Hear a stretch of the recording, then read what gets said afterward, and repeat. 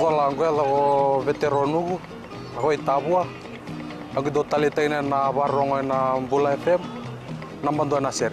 Bula, alang gono ilutoka do talita ka ng Bula FM berarti ni nambando na sir. Ni Bula binaka, nanreke ngo sa Bula FM nga.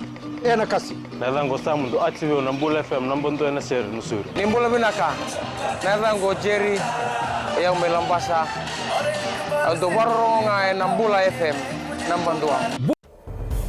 In the news tonight, graduate tracking system to secure Fijian future.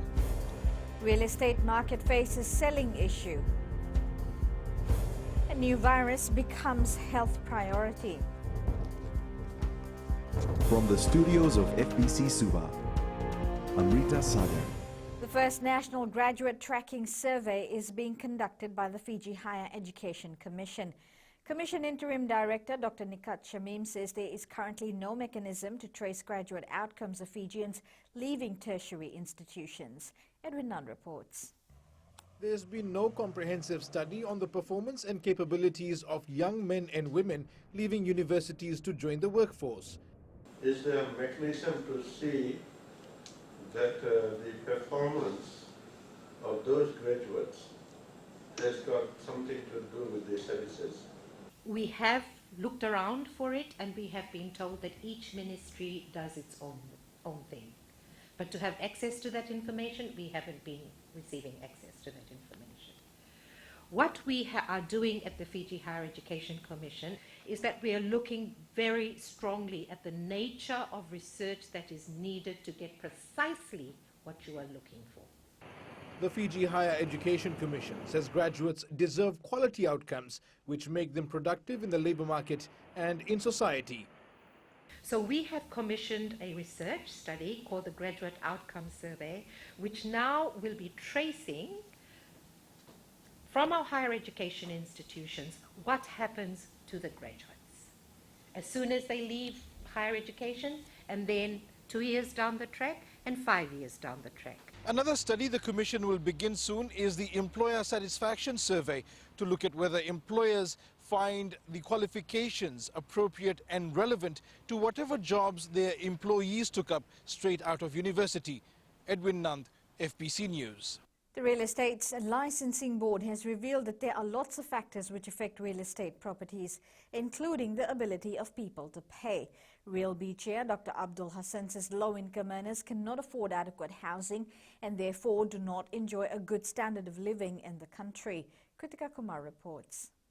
Real B believes low income is one factor which has reduced market activity. The people are still struggling with the cost of living and other factors that has been the reason why people are a bit hesitant to invest in properties, particularly with the properties that are fetching very high values in the market. Dr. Hassan says rural to urban drift is another factor which at times increases the demand for properties. Market of properties will depend on the supply and demand factor. So once the people move into the urban sectors from rural areas, definitely the demand of properties increases. Director of Bayshore Real Estate Arif Khan says the market has been slow. However, it has remained positive in some parts of the country.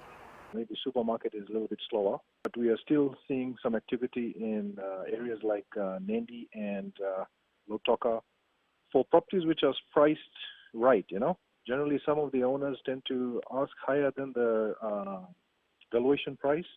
Khan says buyers are not willing to purchase properties priced higher than the valuation price, and this is affecting the current market. Kritika Kumar, FBC News. Fiji's health ministry is keeping a close watch on the spread of the SARS virus, also known as the coronavirus, and developing strategies to counter its reach into the country.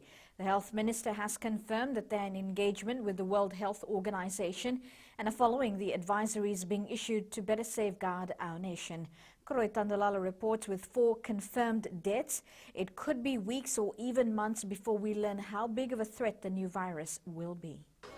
While the spread of the virus has so far only been recorded in Southeast Asia, including China, the health ministry is not taking any risk and has shifted its focus to ensure we are protected.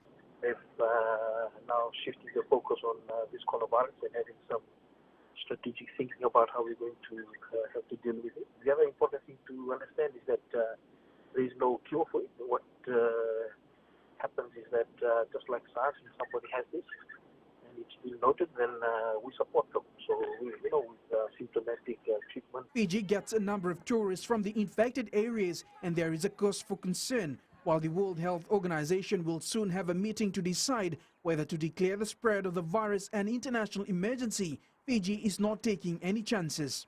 So working with our people on border control in terms of having alerts around, those that we may be worried about. And also what's important is identifying those who may be coming from areas in which this is having effect on. Coronaviruses typically cause respiratory symptoms, so we recommend basic hand hygiene, such as washing your hands with soap and water, and respiratory hygiene, such as when you sneeze, sneezing into your elbow. The current concern of the global community is regarding hundreds of millions of people in China preparing to travel during the Lunar New Year period. The Health Ministry is working on beefing up their monitoring activity at our major port.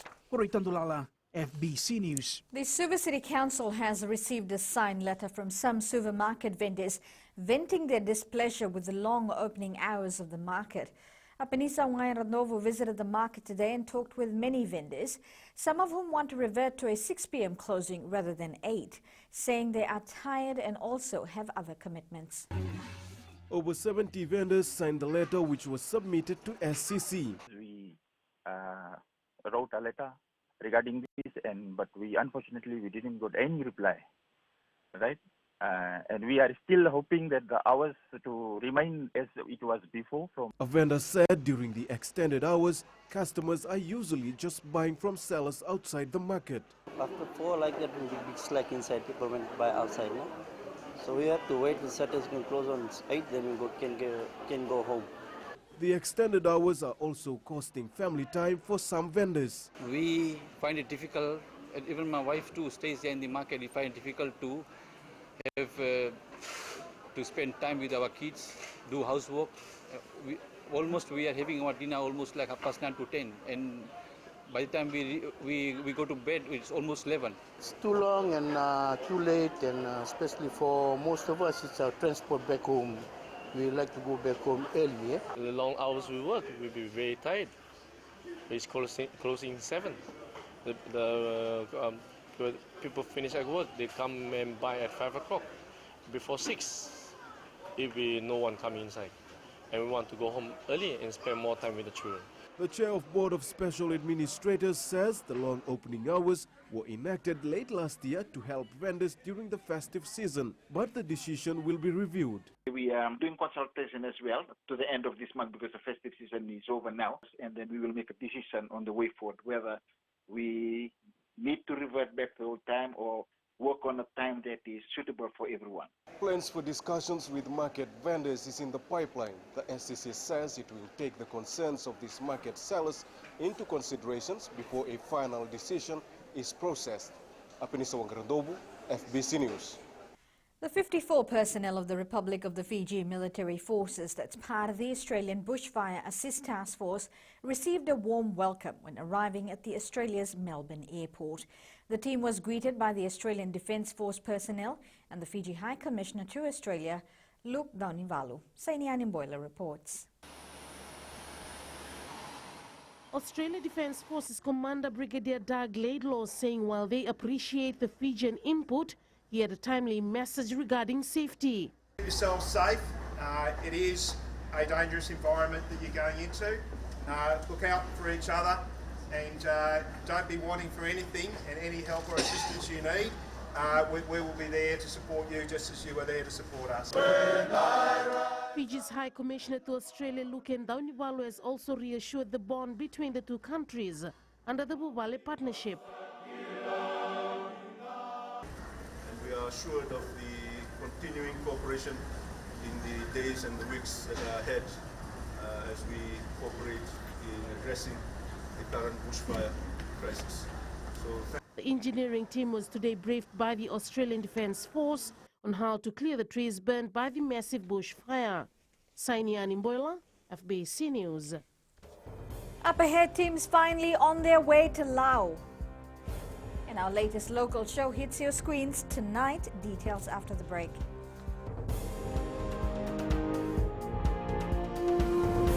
Hi, Bula. I'm Selai from Nandi. I love Gold FM, only the classic hits. Hi, my name is Sotiama here in Ba. We love listening to Gold FM, only the classic hits. Bula, I'm Miri. I'm from Lotoka and I love Gold FM because they play all my classic hits. Hi, my name is Fiona from Tavua and I love listening to Gold FM, only the classic hits.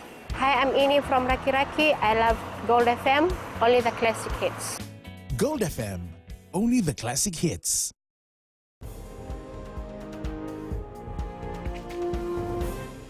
Assessment teams from various government ministries have today left for the Southern Lao Group. Bidding farewell to the teams, Infrastructure Minister Chone Usamate reminded them of their task of bringing relief to those in the Maritime Islands following Tropical Cyclone Sarai and Tino.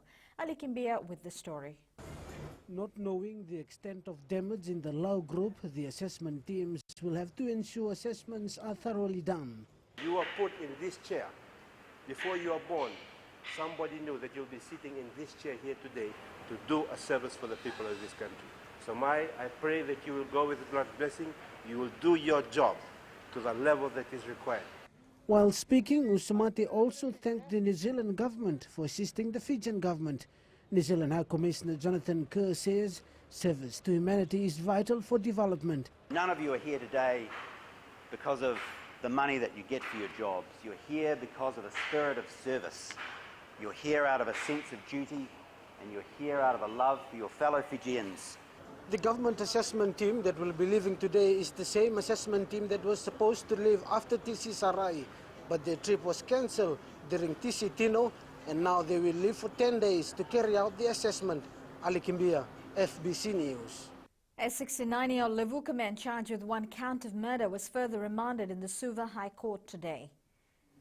It is alleged that on 29th of December in Levuka, Overlau, Jone Durukula punched an 83-year-old man who died 2 days later as a result of injuries sustained. The DPP Council informed the court they are seeking 21 days to file information and disclosures, and that the accused underwent a psychiatric evaluation which determined he is one of sound mind and can take a plea. The case will be recalled on February 14th for mention. Bail has been extended for a 40-year-old Tailevu farmer facing drug charges. Mikaele Tiko appeared before the Suva High Court today facing a count of unlawful cultivation of illicit drugs. It is alleged that on January 19th last year, police found 46 marijuana plants at Tiko's farm which weighed over 16 kilograms. The DPP Council informed the court that the accused has 12 previous convictions related to assault and drugs. The matter will be recalled on February 14th for plea. The Fijian Broadcasting Corporation will tonight premiere its new television show called The Fijian Time, which aims to promote some of the country's exotic locations. Producer Andy Blake says there will be 13 episodes, and the show will be hosted by former Hibiscus Queen Nanise Renima and co-host Sandeep Shah. The crew have travelled to outer islands such as the Yasawa Group, Vanuatu and nearby smaller islands, filming a few hidden attraction sites. Food and traditional activities have also been incorporated in the show. The aim of the show is to entice Fijians to discover Fiji and also to visit all these locations that we only hear of but we haven't seen. So we've traveled to these locations to sort of expose these destinations so that everyone can go out and visit and promote local tourism. The show will premiere at 7:45 tonight on FBC TV. And now it's business time with Apenisa. Thanks, Samrita. Coming up after the break, Asia's stock market tumbles, and in growing Fiji, crossing the river soon to be thing of the past. Stay with us.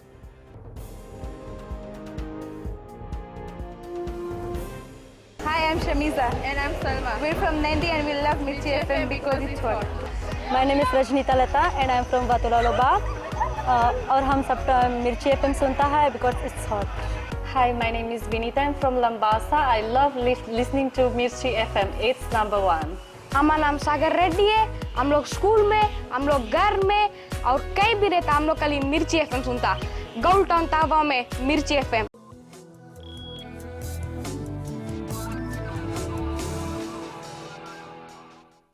Financial losses continue to plague the Singatoka Town Council. The Public Accounts Committee was in Singatoka today to review the council consolidated audited accounts from 2014 to 2017.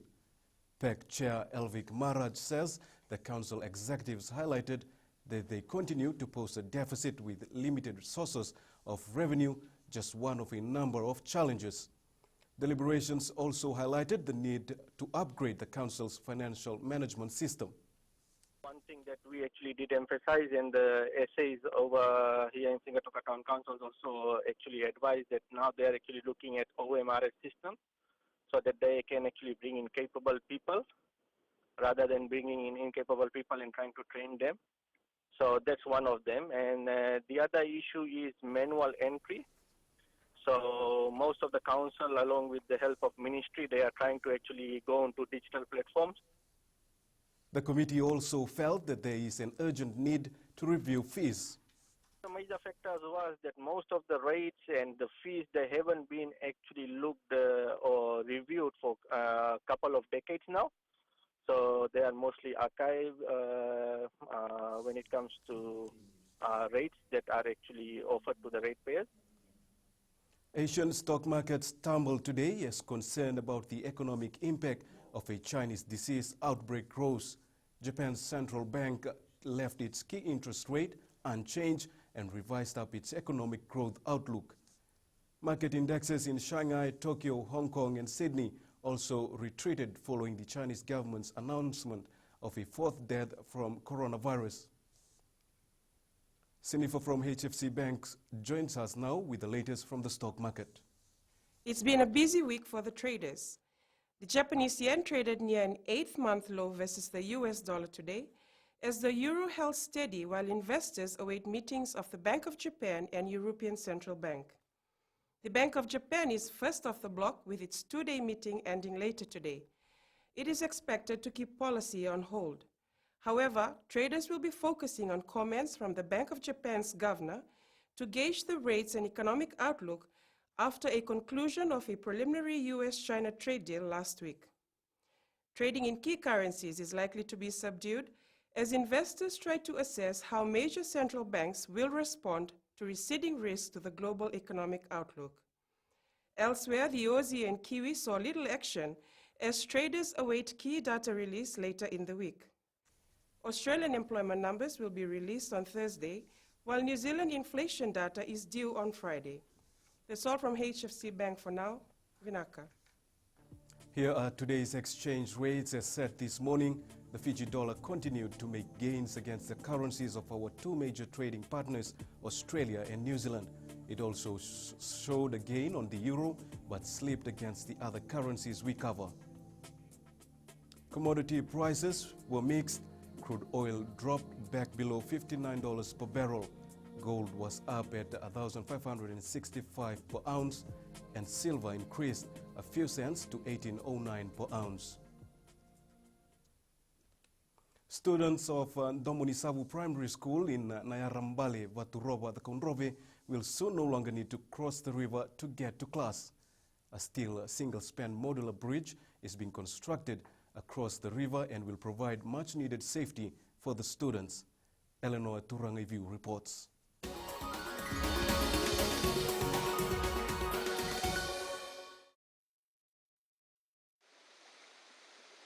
This is the daily routine for about 80% of students at Domonisavu Primary School.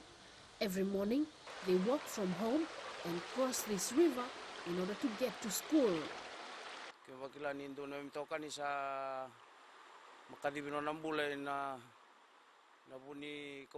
We have lost a fellow villager in this river, so we ensure we have to come and help our children cross the river because many are young, some in kindy and year 1. This has been the practice for generations, come rain or shine, as it is the only access to Nayarambali village. When there is heavy rain, the river swells and the current is swift, so the children don't go to school. These are children from the nearby settlements. The villagers have been requesting for a bridge for years, but their pleas were falling on deaf ears until 2017.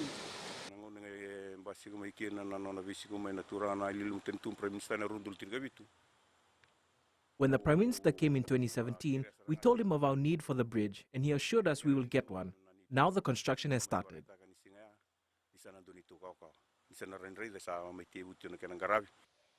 Work on the bridge started several months ago. We are really happy that the construction has started. We will be at peace. It's a huge relief, and it's been a dream for decades, and now it's become a reality. According to the Fiji Roads Authority, sheet piling for both sides have been completed and the process of concreting will start soon. The bridge is expected to be completed by the end of April. Eleanor Torangaibiu, FBC News.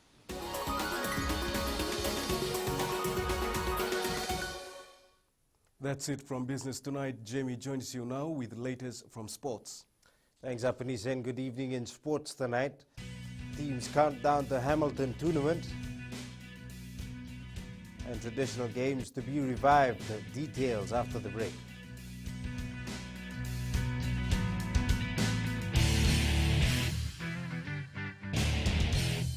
Vola angela o veteranu hoi tabua ag do talitaina na barongo na Bula FM nambando na seri Bula ang gono ilutoka do talita ka na Bula FM bertini nambando na seri ni Bula binaka nan regengo sa Bula FM nga na kasi nadango sa mundo achivo na Bula FM nambando na seri nusuri ni Bula binaka nadango Jerry yang melambasa do barongo nga na Bula FM nambando Bula FM nambando na seri.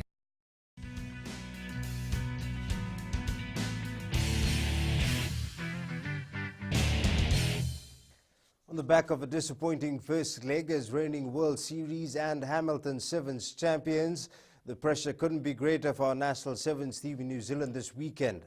But the brave Gareth Weber has a simple solution. Give it your best and stay humble. This, of course, demands a lot of work behind the scenes. Faria Begum has more. The sevens players have already been advised on what is expected of them this weekend. Keep your minds on the job, keep your feet on the floor, know what your job of work is here in New Zealand. It's a tough place to go play at the best of times, but certainly when you have a tag of being the reigning champions, we need to be humble about what we do and make sure that we put every single effort into doing the best that we can. On the other hand, former sevens player Cyril Mbombo has also highlighted some of the things the team needs to work on. Well, in the 2 months, but I think it's the nation starts very serious. I think maybe they learn from their mistakes and they will do better in this upcoming Hamilton Sevens. Maybe they learn from their mistakes and they will do better in this upcoming Hamilton Sevens.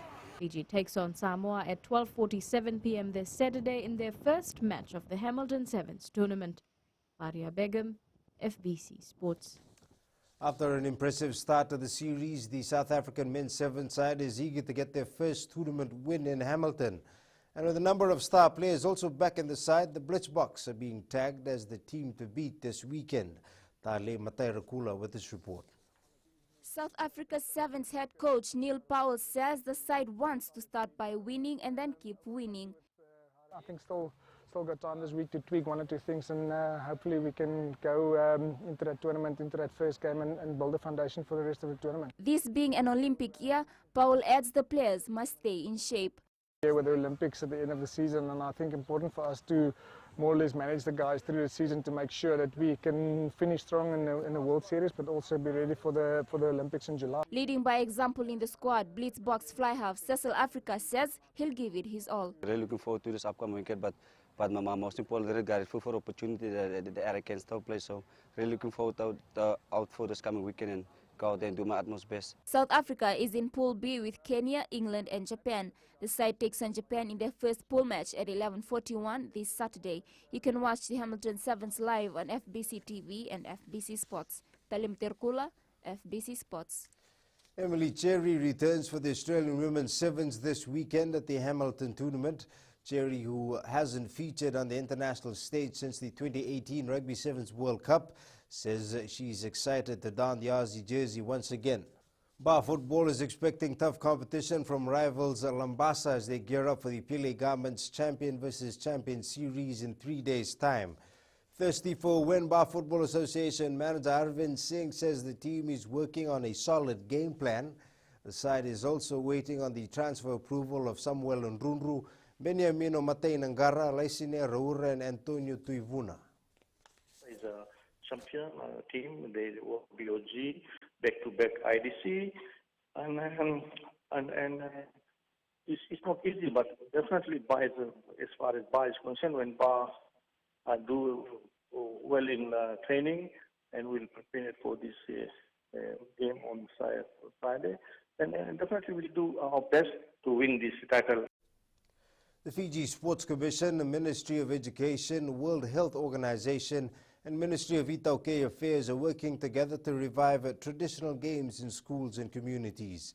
These efforts come as knowledge of traditional games rapidly disappears. Tali Matairakula has more. Itauke Affairs representative Melaya Tikaitonga says their aim is to keep these traditional games alive. Apart from reducing NCD cases, increasing physical activities, it's also a way for cultural transmission of knowledge, the meanings within that games that are being played by our elders. To revitalize games known in the past, Physical Education Curriculum Coordinator Mbiu Dolati says they will target academics. The skill of reintroducing those games are the things that we are targeting. We would like every teacher to be equipped with the knowledge of how to revive the game. The Ministry of Itauke Affairs has recorded 21 traditional games, with 6 expected to be introduced in schools by the end of March. This includes Lutu Wakatangane, Vangemoli, Lamba Kanade, Weitinga and Weilawa. They are also targeting senior citizens who may remember such games from the past and be able to teach them to others. Tali Materkula, FBC Sports. American 15-year-old Coco Gauff has proved that last year's victory over Venus Williams was no fluke when she beat the 7-time Grand Slam champion once again to reach the Australian Open second round. Gauff announced her arrival last July with a Wimbledon first-round victory over her idol Williams, and just like last time, she did it in straight sets, winning 7-6, 7-5, 6-3.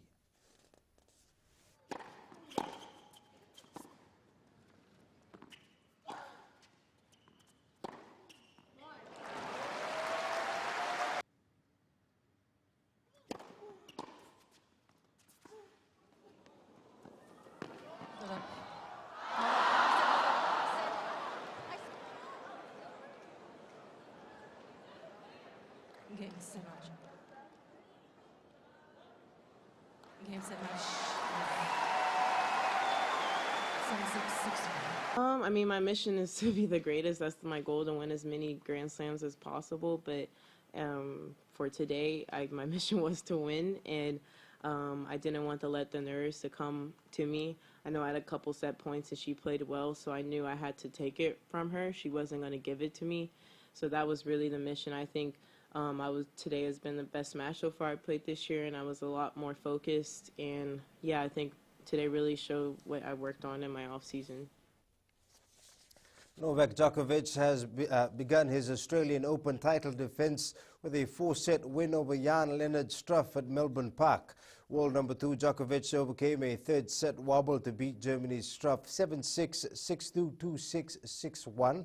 Djokovic is a 7-times champion in Melbourne and is bidding for his 17th Grand Slam title overall. Here are the highlights.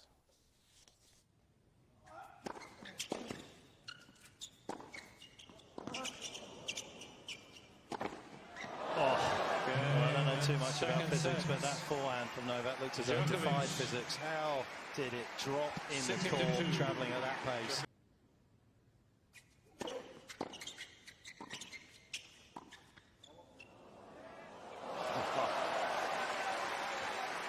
That's what you call 4D vision.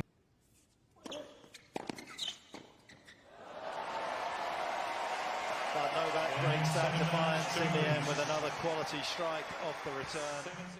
To cricket, and England have earned their biggest test win away from home in nearly a decade. The visitors proved too strong for South Africa on the final day of the third test. And that's it from Sports Tonight. Angie joins you later on with weather and in new media. Instagram adds new message feature. That's coming up.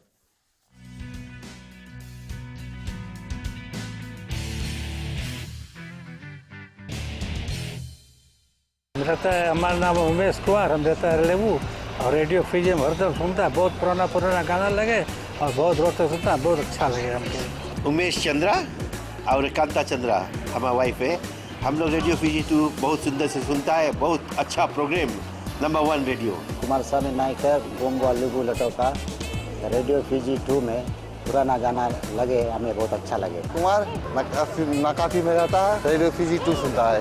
Radio Fiji 2 देश की धड़कन।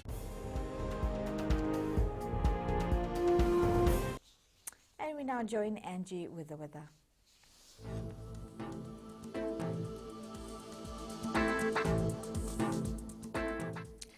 Annyeonghaseyo and welcome to the Weather World. Such a wonderful day with good Tuesday vibes. The weather was amazing with very nice spells. Well, just a heads up, no severe weather is expected this time. Now moving to the west with the nice bright sunshine doing its thing on that side, no one can ever complain about the weather. Eastwards from Pekhaba to Suva, clouds spread out and cover the sunshine by afternoon. Light showers predicted for the night. And up north, some thicker clouds with night seeing few odd showers. At sea, southeast winds 20 to 25 knots, rough seas. For the tides, low tide at 10:30 p.m. with high tide at 5:33 a.m. Sunrise will be at 5:47. For tomorrow, there is no sign of anything harsh or severe, which leaves us with a great Wednesday. Tomorrow's temps, low toka will hit the upper 30s. Now you surely have to think of a way to beat the sugar city heat. And looking further on to Thursday, light showers will make a comeback. And before I go, Amrita, a big happy birthday to you. You're beautiful inside out, and please eat that cake for me. And it's back to the birthday girl. Thank you for the birthday wish, Angie. In Fijian Pulse, we asked, do you agree with the new rugby format of the Hamilton Sevens tournament?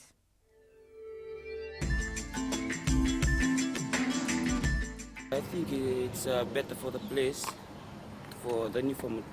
It's good, they have to work hard. It's good because all the players, they will have to work hard and then they'll win. If they work hard, if they win that one, so they can go in the final.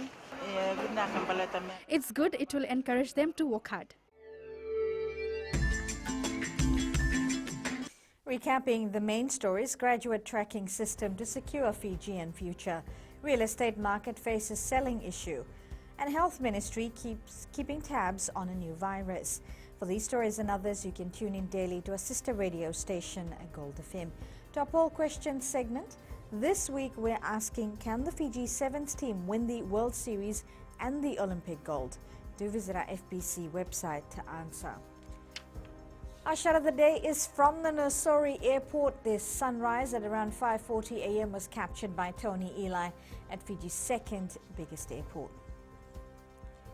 Well, you can send us newsworthy pictures and videos on email fbcnews@fbc.com.fj or share it with us via our Facebook page FBC News, or you can also follow and tweet us your news tips at FBC News or simply hashtag FBC News. That was your FBC News for tonight. Stay safe. Modemanda.